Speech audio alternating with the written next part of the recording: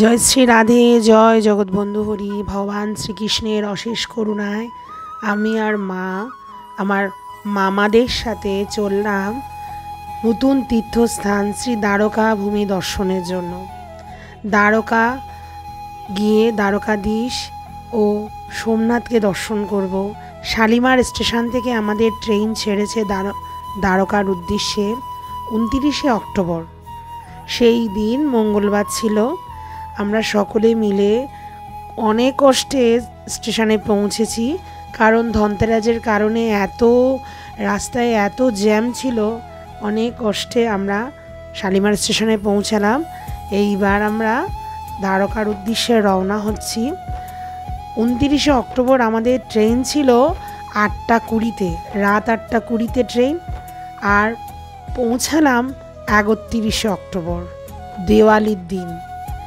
খুব আনন্দ করলাম ট্রেনের মধ্যে মা, মামি, মাসি, 2 মাসি, মামা, মা, খুব আনন্দ করেছি। খুব আনন্দ মনে আমরা দ্বারকার উদ্দেশ্যে রওনা হচ্ছি। আমরা সকলে একসঙ্গে ছিলাম, তাই আমাদের যাত্রাটি অতীব আনন্দে কেটেছে। একটুও পরিশ্রম মনে হয়নি। খুব আনন্দ করে আমরা ট্রেনে খাচ্ছিলাম, খাওয়া দাওয়া করে আনন্দ করে। প্রায় 2 দিন ট্রেনে লং জার্নি। এত বড় জার্নি আগে কখনো করিনি। 2 দিন যেন ট্রেনেই কেটেছে।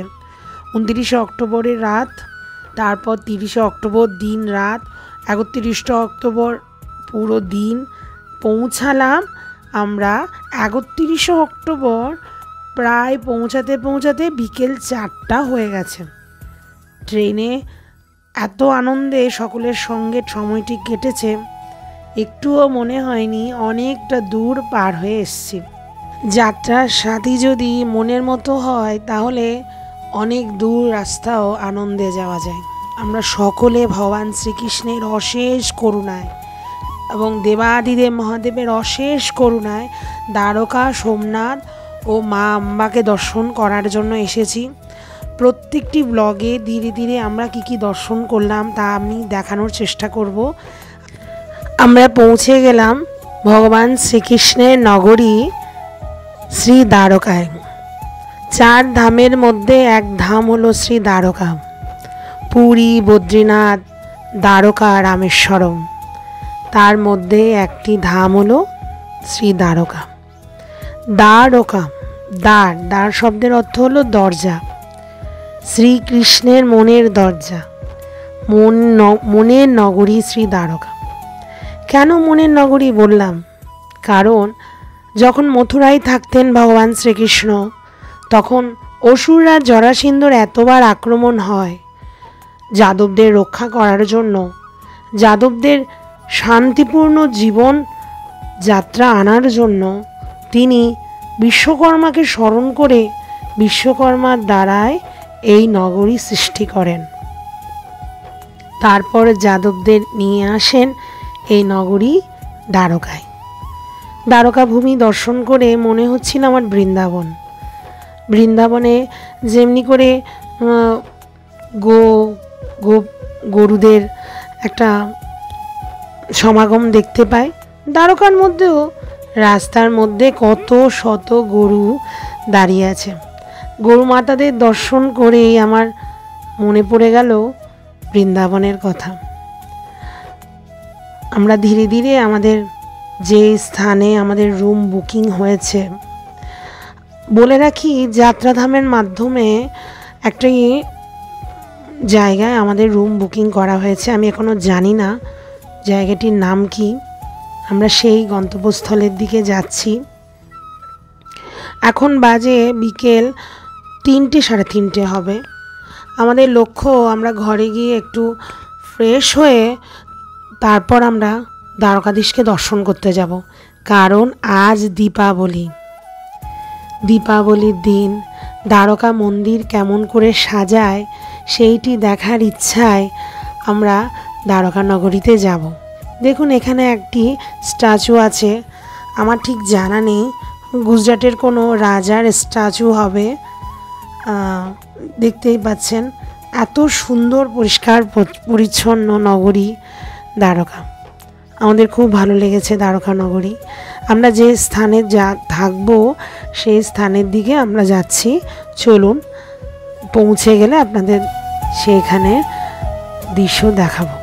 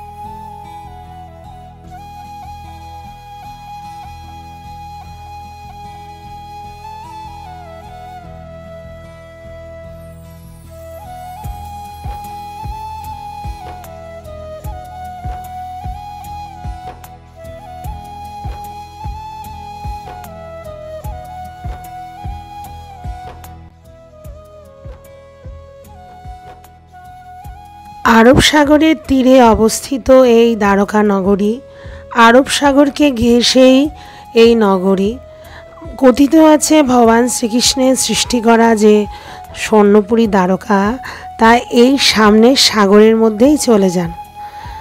আমরা পৌঁছে গেলাম আমাদের যে স্থানে থাকার কথা সেই স্থানে। এইটি হলো গায়ত্রী শক্তিপীঠ, যেইটি একেবারে সমুদ্রের তীরেই অবস্থিত। খুব সুন্দর নিরিবিলি একটি পরিবেশ। আমরা একটি রুম বুকিং করেছি।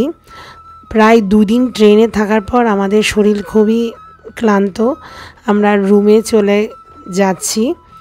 এই হলো গায়ত্রী শক্তিপীঠ, আর সামনেই দেখতে পাচ্ছেন নীল সমুদ্র, আরব সাগর। সেই সাগরের তীরেই গায়ত্রী শক্তিপীঠে রুমটি বুক করা হয়েছে। যাত্রাধামের মাধ্যমে আমার মামা এই 4 মাস আগে থেকে গায়ত্রী শক্তিপীঠের এই রুমটি বুক করে। কোনোদিন কল্পনাও করিনি সমুদ্রের তীরে এত সুন্দর একটি জায়গায় আমরা থাকতে পারবো। আমরা কেউই কল্পনা করিনি এত সুন্দর সমুদ্র। আরব সাগরের তীরে আমরা গায়ত্রী শক্তিপীঠের একটি রুমের মধ্যে আছি। ধীরে ধীরে সন্ধ্যা নেমে আসছে। এটি হলো লাইট হাউস। এইটি হলো সুন্দর সমুদ্র। গায়ত্রী শক্তিপীঠের মন্দিরটি আমরা দেখতে পাচ্ছি। এখানে একটু সন্ধ্যা দেরি করেই হয়।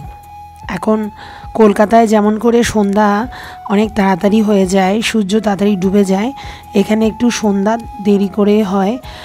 আমরা যখন এখানে যখন সন্ধ্যা হচ্ছে তখন কলকাতায় অনেকটা সময় আগেই সন্ধ্যা হয়ে গেছে। আমরা একটু ফ্রেশ হয়ে তারপর আমরা যাব দ্বারকাধীশ দর্শন করতে। আমরা প্রথমেই বলেছি দ্বারকাধীশের মন্দিরে আজ দীপাবলি উৎসব, দীপাবলি দর্শন করব।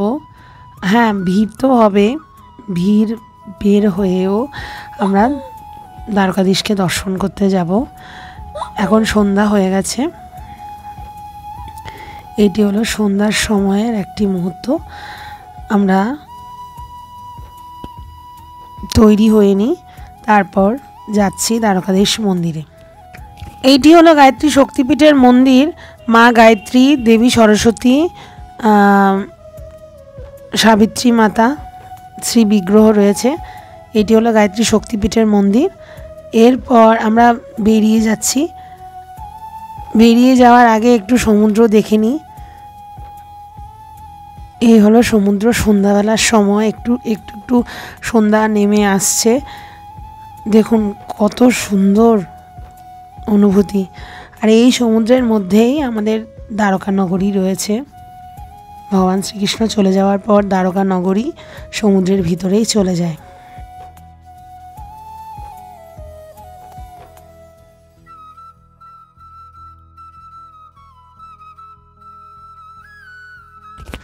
দ্বারকা মন্দির যাচ্ছি, আমরা তো পথ চিনি না, তাই একটি অটো নিলাম যাতে করে তাড়াতাড়ি পৌঁছে যাওয়া যায়।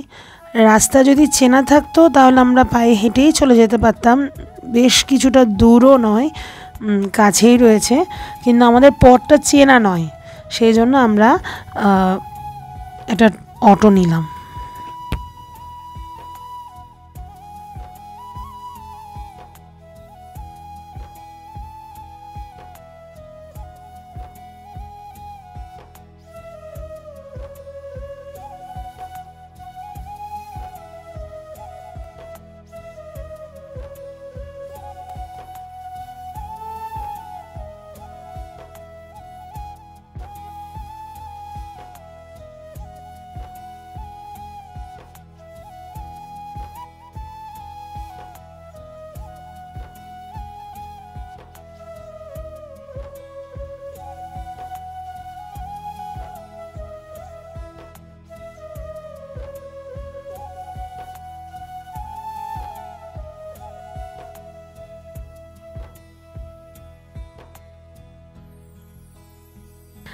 পৌঁছে গেলাম আমরা দ্বারকাধীশ মন্দিরে।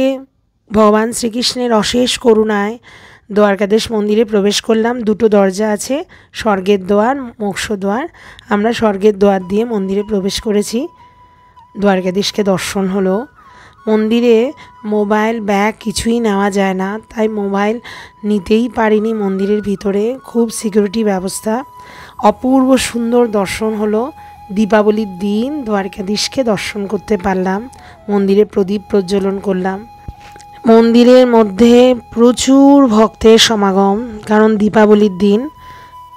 খুব সুন্দর দর্শন হলো। এইখানে দ্বারকাধীশ মন্দিরের ট্রাস্টের আন্ডারে 30 টাকায় গুজরাটি থালি এত সুন্দর পায়। খিচুড়ি, 2 রকমের সবজি, রুটি, খুব ভালো প্রসাদ, একেবারে শুদ্ধ বৈষ্ণবীয় প্রসাদ। 30 টাকায় এখানে আমরা সকলে পেলাম। আমার ব্লগটি এখানেই শেষ হচ্ছে। পরবর্তী দিন নাগেশ্বর, সোমনাথ, বহু দর্শনের ব্লগ নিয়ে আসব। দেখার ইচ্ছা হলে আমার এই প্রিয়াজি চ্যানেলটা সাবস্ক্রাইব করুন। আপনারা সকলে ভালো থাকুন, সুস্থ থাকুন। আমার ব্লগ এখানেই শেষ হচ্ছে। সকলে ভালো থাকুন, সুস্থ থাকুন। জয় শ্রী রাধে, জয় জগৎবন্ধু হরি। দ্বারকাধীশ ভগবান কি জয়, জয় দ্বারকাপুরী।